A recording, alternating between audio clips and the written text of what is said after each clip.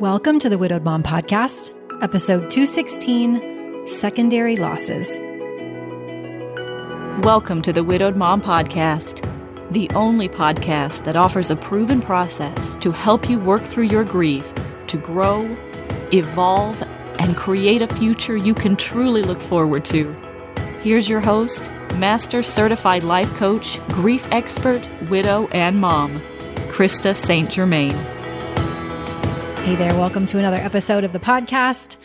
I've been meaning to do this one for a long time. It's such an important topic in grief, and yet I keep kicking the can, so I'm glad we're going to get to it today. This might not be a new term to you, secondary loss, but it's such an important concept, which is why I want to spend some time going through it. So we're going to talk about what secondary losses are, why they are so important, and 3 things that you can do to support yourself when you notice a secondary loss. So if you've never heard of the idea of a secondary loss, it's really simple. The primary loss, the main loss, was the loss of your person. All right, that makes sense. That's the primary loss.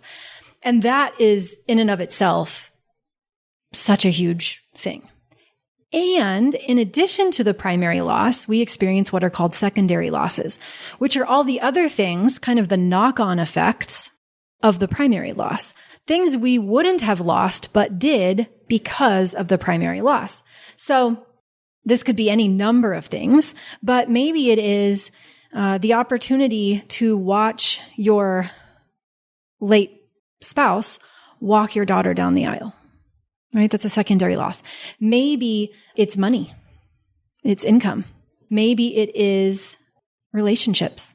Maybe you had, I see this a lot in women who were military families where their spouse was in the military and they had this huge connection to the military, but then it's different after the spouse dies. And maybe it was a really important part of their life, that military connection. Or sometimes it's, somebody was a firefighter and they had that connection to the firehouse. And it's not to say that connection won't still be there, but it changes, right, when the spouse is gone. So these are all the things that come after the primary loss, and we call them secondary losses. And I really want to talk about them because the more prepared we are, the better. If we aren't prepared for secondary losses, number one, they've already been happening. Number two, they're going to continue to happen. There's so many secondary losses coming your way that you probably haven't even thought about it yet. I want you to be prepared when they come. We want to normalize this experience as a very common part of grief so that you're able to surf the waves easier, right? I'm not going to be able to stop the waves from coming.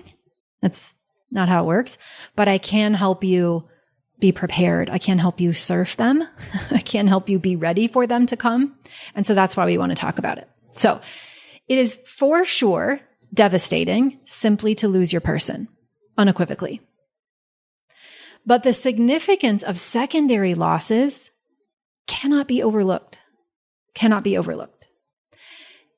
So let's talk about some of them. Start noticing where these are already showing up in your life and start thinking about how they could show up in the future.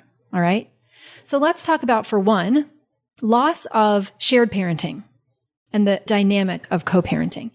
You used to be able, when your person was alive, to parent together, to navigate decision-making about your children, to set consequences, to tag, right? Now you don't have that anymore. Now you're the one doing it. You don't have that kind of partner in crime to make decisions with, to co-parent with, to talk you off the ledge when your kids are making you crazy. That's a secondary loss. Maybe you used to have couple friends. And it's not to say that your couple friends don't still love you, but you used to do things all the time with couple friends. Or maybe your person used to play a sport and you used to go watch them play that sport. And there was a whole community that played that sport and you were a part of that community. Now they're not playing that sport. You don't play that sport perhaps. And now you don't have that community. So yes, you could go, but also what could have been a very important part of your social connections, your friendships, your circle of people has changed. That's a loss. That's a secondary loss. Maybe you had a particular plan for your retirement, your life, your career that involved your person. I know I just knew for sure all the places Hugo and I were going to travel.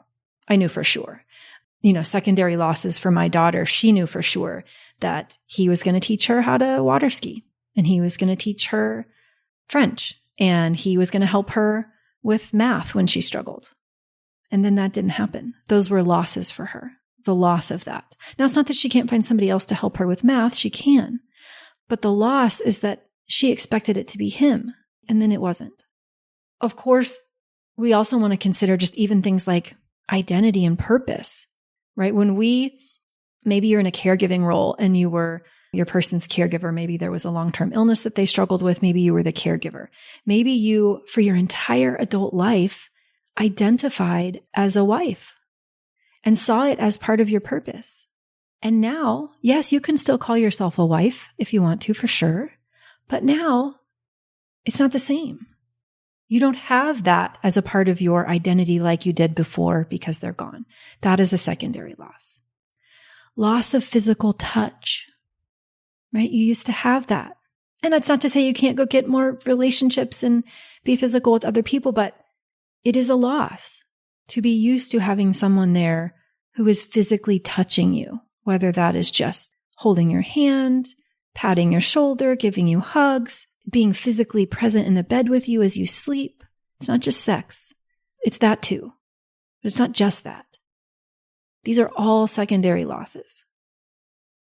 All the things that they used to do around the house or as part of running the daily life that they aren't there to do anymore are secondary losses because now they're all on you. Now you're the one. Those are all secondary losses. Changes in habits, changes in routines, changes in the daily way that you live, right? Going to the grocery store, secondary losses. So sometimes, while it seems like the bulk of what we want to be focused on in our grief is the primary loss, the death by 1,000 paper cuts is actually the secondary losses. And if we can normalize that for ourselves, and we can know that that is part of grief, and we can be prepared for the secondary losses we haven't even imagined yet that are going to happen. Sometimes we do imagine them, but sometimes we don't. Sometimes they catch us totally off guard. We don't even realize until poof, there it is. And we're like, oh, I didn't anticipate this one. But they're coming. So think about the ones that might be coming. If you have young kids, again, maybe it's the big moments that you imagined that they would be there. And they're not going to be there. I mean, they're going to be there in spirit. That's what I choose to believe. And they're not going to be there in the way that you imagined. They're not physically going to be there at the graduation and at the wedding and at the birth of a grandchild or, whatever it is. I remember Hugo was fascinated by SpaceX. And it felt like such an odd thing to experience as a loss. But I remember when SpaceX launched a rocket and then it actually came back down and landed where they intended for it to land, and how that actually felt like such a secondary loss to me because I imagined someday that would happen. Like he was so obsessed with it, he would always stop what he was doing and like schedule time around anything SpaceX.